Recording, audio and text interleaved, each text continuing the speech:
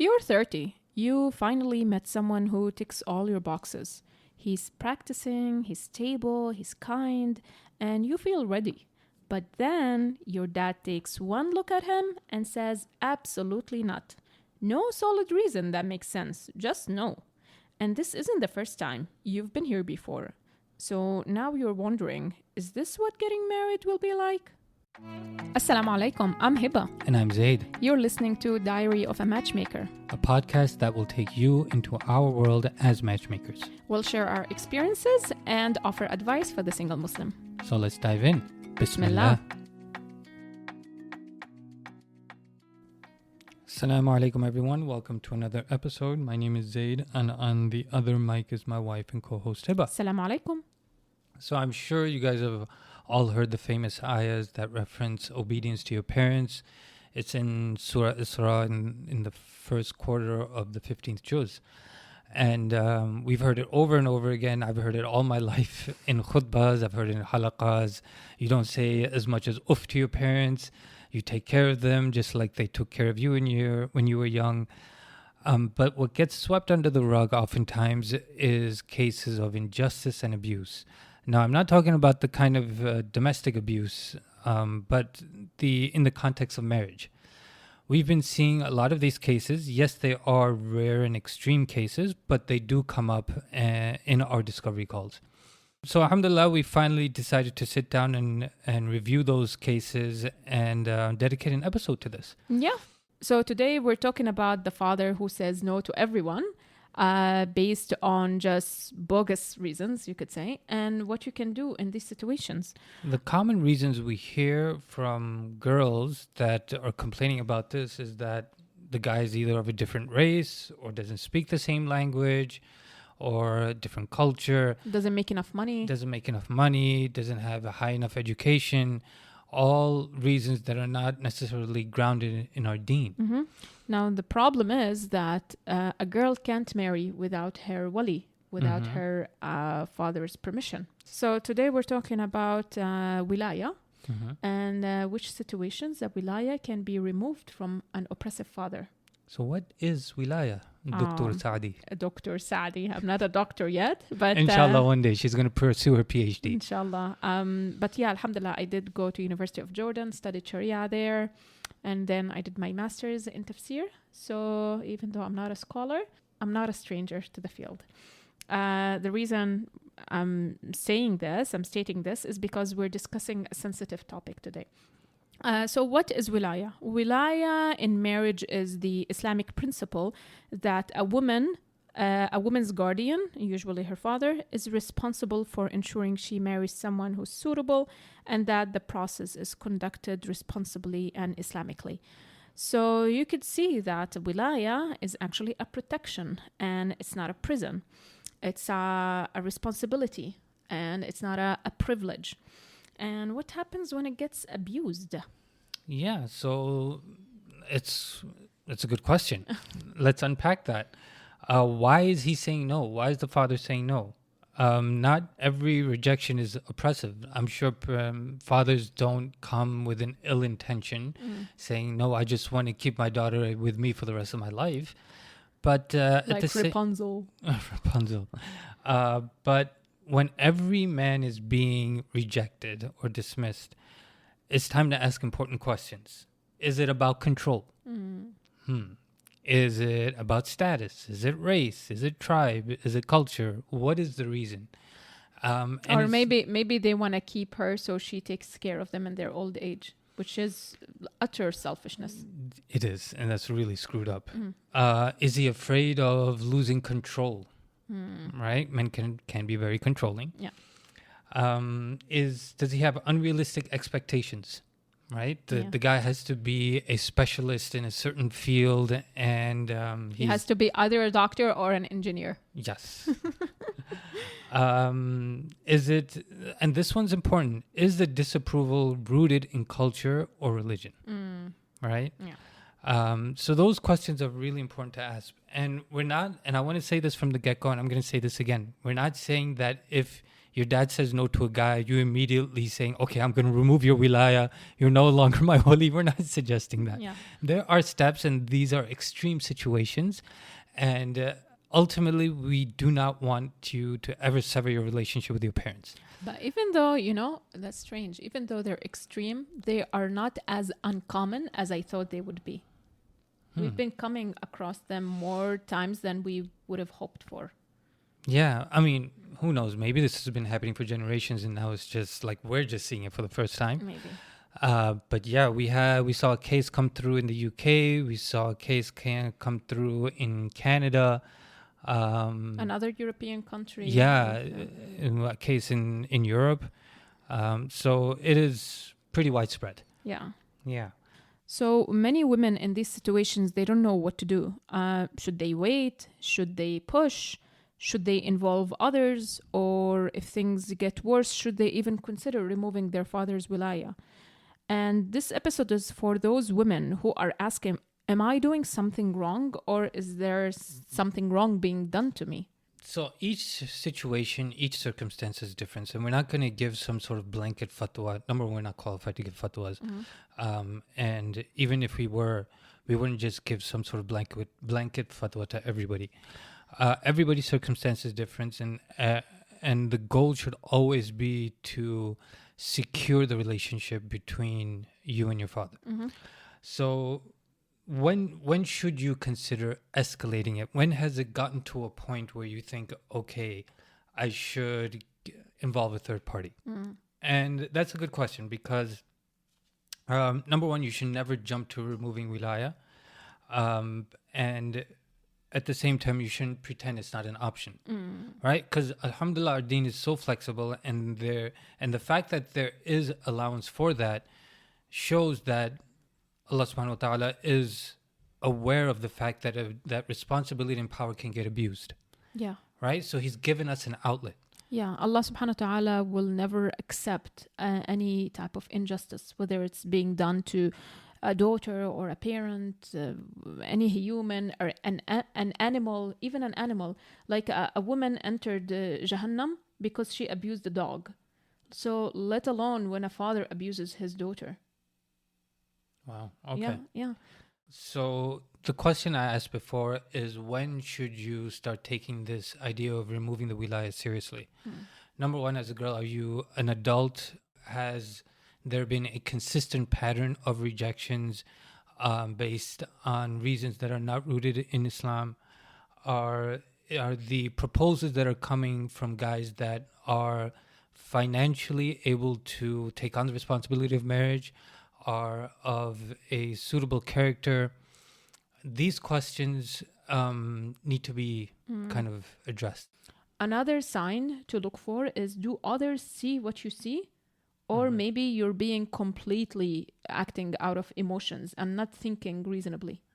Right. Or is he also threatening you, shaming you, trying to emotionally manipulate you?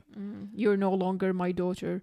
I will disown you. Which is, by the way, if a parent says, you will no longer be my daughter or my son, they could say that 100 times. It would never change the fact that you are their daughter.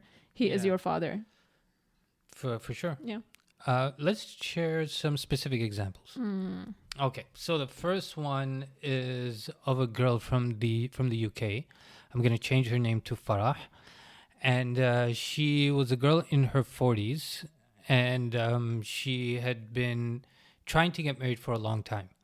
And her parents were not only restrictive of the culture, but also wanted her to get married to someone within the family, extended family, obviously. And obviously she didn't find anybody compatible under the restrictions that her parents put. And she got to a point where her parents just pretty much gave up and said that they don't really care if she gets married or not, which is so sad and really boiled our blood, because the prime years of her life got wasted. And naturally, it's difficult, especially for women, to get married in their 40s. She's beyond the traditional or normal childbearing age. And for her to find a compatible spouse at that age is, quite frankly, very, very challenging, and if not impossible. And despite all of this, she still doesn't want to like move away from her parents because she wants to take care of them at their old age. Yeah. So, which is amazing. And all her siblings are married. All her siblings are married with children, and she's the one who wants to get the reward of taking care of her parents. So I remember you had to put some sense into her about that. Yes. Yes. People are different. It's a sensitive way. I mean, you weren't trying to like, sever the relationship with her parents, but at the same time, you were trying to put some sense into her about her Islamic right. Yeah, right. Especially that she has siblings, she has brothers, which is, by the way, the responsibility of taking care of old parents. It's upon the brothers, not the sisters. Right. Despite the fact that they're married. Yes, despite, of course. Yeah. And so, like, on one hand, I highly admire her because she's able to be so selfless and like take care of her family, her parents after what they did to her. But at the same time, is she thinking rationally or is she just thinking emotionally? And like, because the last thing you want to do is for someone to subconsciously, their misunderstanding of the deen or their romanticized perception of the deen ends up manipulating them or hurting them on the long term. Right. And another extreme kind of mindset with that is girls might be thinking, oh, Allah has a different plan for me. He doesn't want me to get married. It's not meant to be. It's not in my nasib. And they don't even think about what their parents are doing to them or the fact that they have the option of seeking a third party to to transfer Wilayah. Yes. Yeah. Right? Because like they have this weird twisted understanding of Islam. It's like, oh, it's not nasib. Oh, it's a nasib. I'm just not meant to get married. Yeah. Well, no, like you also have control over your destiny to an extent, right? Yes. So it's important that you don't have your understanding of the deen twisted. Yeah, and in this specific case, the lady did everything. She reached out to matchmakers. She did events, like asked people to recommend her. She's social. She meets people, but at this age, it's becoming very difficult for her. And who to blame? The parents, daddy and mommy. Yeah. So let's talk about example number 2. So example number 2 is completely different. In this case, it's the mother. This mother was a matriarch. She was the leader of the family, and she pretty much controlled her husband. Anything she says, anything she wants happens. And the father failed to fulfill his part as a leader. And in this case, she was blocking her daughter from getting married. For what reasons? Superficial reasons. He doesn't have enough money to throw a lavish wedding. He doesn't have a master's degree. He's not an engineer or doctor. He's not exactly. And the daughter was 35, reached 35. And it became this mental manipulation, emotional manipulation. And even the mother threatened that she will disown her daughter if she marries behind her back. Not behind her back, if she marries against her will. And the father, he just does as he told, which is okay. So sad, exactly. And I know we're sounding judgmental, but I don't care. And honestly, like this one, I wanted to punch the screen. Yeah. Like there are so many more details to this that we're not gonna share, but. Like she was asking, the girl was asking if, like, what should she do? She doesn't want to anger her mother. She doesn't want to go against her mother. But the suitors were extremely compatible and still the mother is saying no. So in this case, the father's wilaya could be removed because he failed to fulfill his responsibility and he's letting the mother just control everything. And there are an option to remove the wilaya, which we're going to talk about later. Right. Like how do we do that? We'll get into that in a bit. Example number 3. So in this call, which we were just reviewing before we started recording, I could see myself getting visibly upset. It got to the point where I just stopped midway through the call and I said, okay, we need to unpack a lot of these things. And I just started giving her advice and was being very blunt with her. So we'll call this girl, what's her name? Yasmin. Okay, let's call her Yasmin. She is Arab, in her mid-30s, lives in Canada. Very successful, pretty girl, fluent in English, and was telling us that, first of all, she just started looking in her mid-30s, which was a problem I had to address. This was her first attempt. And the other problem that was a red flag for me was the fact that she kept saying, "Oh, I'm so busy. Yeah, I'm extremely busy with work. I'm extremely busy with this, that, and the other." And that's when I had to stop her, and I said, if you're looking to get married, you have to make it a priority. But I've addressed that in other episodes. But the thing that stood out to me also in that episode was how her parents were not open to somebody, not only outside of the ethnicity, but also they were not even open to her seeking a matchmaker. Right? So there were multiple barriers. Yeah. So they were not open to somebody from outside of the sub-ethnicity. So Arabs, we come like from different backgrounds, different countries, but they wanted someone from the specific country, and let alone someone who's not Arab, which is extremely difficult in Canada, in her specific province, with low number of Muslims to begin with. If this was Ontario, it would be slightly easier. Yeah. So that was one layer of difficulty. The second layer, like you mentioned, they were absolutely against her seeking help. Yeah. She has to wait for the nasib to come. I don't understand this about your culture. It really annoys me. We don't seek suitors. We don't seek marriage. Marriage seeks us. Wow, so entitled. So entitled, so backward. Exactly. Yeah. And so, we kept talking to her, and we said, I remember towards the end of the call, I just said to her straight up that you really need to have a heart-to-heart conversation with your parents. And she said she does. She said, every week I talk to them. Every time I try to bring it up. I spent a month there, the month of Ramadan, and I kept telling them and opening the conversations and all of that. But they were just completely shut down. You know, and the other thing I'm just thinking about now is that, God forbid, let's say, God forbid with this girl, she does and commits some sort of haram, right? Whether it's an illegitimate marriage, a boyfriend relationship, whatever it might be. The parents will be questioned. They are responsible in some way. Right? Because like we've said in previous episodes, when you close the doors to halal, the haram becomes more enticing, right? And if parents are constantly closing these doors to these halal options for her, of course, I mean, she's living in a Western country. She's amongst non-Muslims. Those doors are going to become very enticing for her, and parents are going to have to answer. Haram is pretty accessible. Like you don't even have to be in a Western country. Haram is pretty just on the tip of your finger. Like you just find everything you want on your phone. Exactly. But even she said she had a great suitor who was a revert, and they rejected him. Yeah. So what can a girl do in these situations? Hey, if you have a story to tell, we'd love to have you on. Here you'll find a safe space of listeners who can understand what you're going through. Just shoot us an email with a summary of your story at info@halalmatch.ca.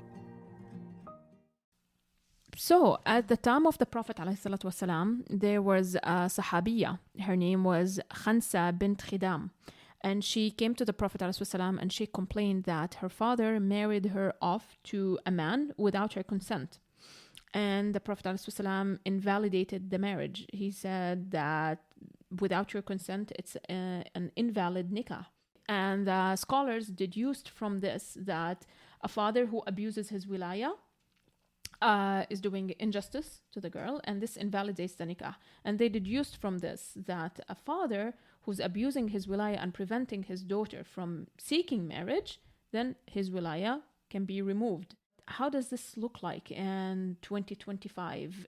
So some actionable steps that you can take. We would never ever recommend you take the drastic step of considering removing the Wilayah from your father. It's like amputating a limb. Yes, it's very serious, and so this should only be considered under extreme circumstances. So number one, journal.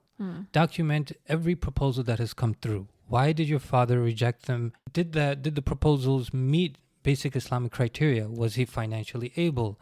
Did he have good akhlaq? And try to be objective, not just because you like the suitor, then you immediately consider that your father was unreasonable. Right, Think but practically. it's also worth documenting that you were attracted to the guy. Of course. Yeah, of course.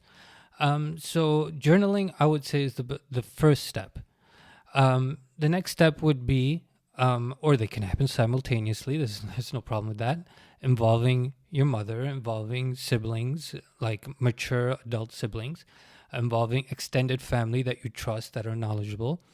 Talk to your father. Remind him of the deen. Remind Yes. him of the values of Islam. That it's Islam is not a religion of racism and tribalism and materialism. So remind him of that. Some people come around when they are reminded of Islam. Yeah. And in some cases, fathers might connect with certain members of the community that they trust and understand. So I would say the next step is reach out to a respected sheikh, imam, scholar in the community, and have that person speak directly to your father, and like you just said, remind him about the deen. Yeah. All these conversations with your father, they shouldn't come up from a place of anger or revenge or like heated emotions, because once that happens, your father is just gonna block everything. Nothing's gonna go through. Yeah.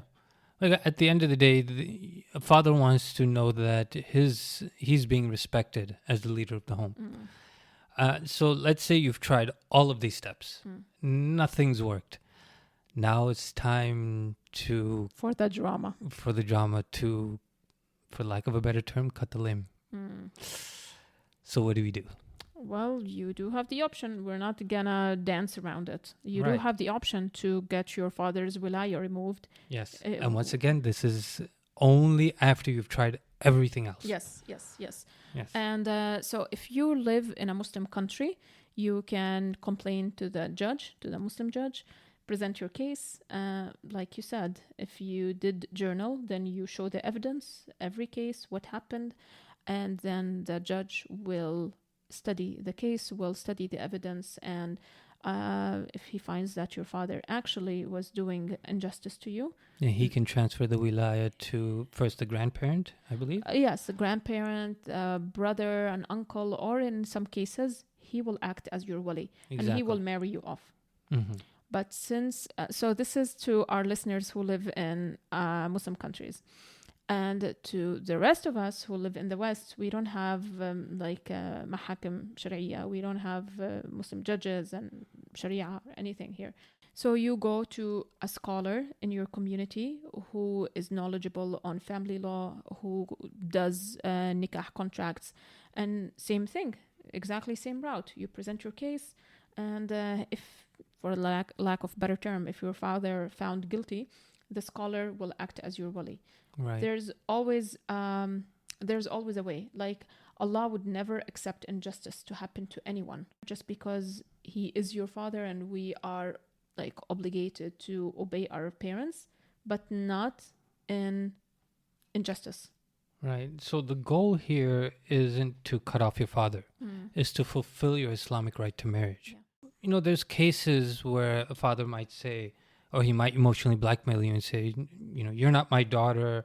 I'm cutting you off if you get married without my consent. You'll not get my inheritance, which is all just, what is a polite expression to say BS?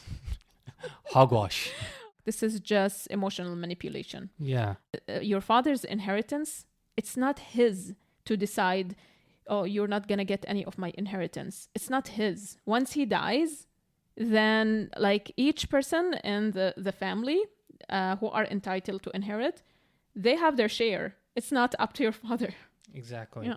So there's some important questions to ask if you are going to take this drastic step. Number one, if your father never approves of anyone, are you willing to never get married? Right? Like if you decide to just kind of go with the flow, are you okay with just being celibate? Or if you do go without him, are you emotionally prepared both emotionally and spiritually ready for what happens next. Because it's not just your father who's going to cut you off. It's probably going to extend to other family members, your mother, your siblings. If you go and have children, your father might not want to have anything with your children. One more thing I want to say about this is that the guy cannot pressure a girl to do this, right? This is solely the decision of the girl. Yeah. It's very important. So guys, if you are a guy listening to this, you cannot emotionally manipulate the girl to sever the relationship with her father. If you love me, you will remove your father's Wilaya. Oh, come on now. That's messed up. And also, for you, the girl, are you so certain about this guy that you're willing to bet your relationship with your family over him? That's a big question. Yes. Because if you're not, then you might end up in a situation where you find yourself in a miserable marriage or even divorced or whatever is worse.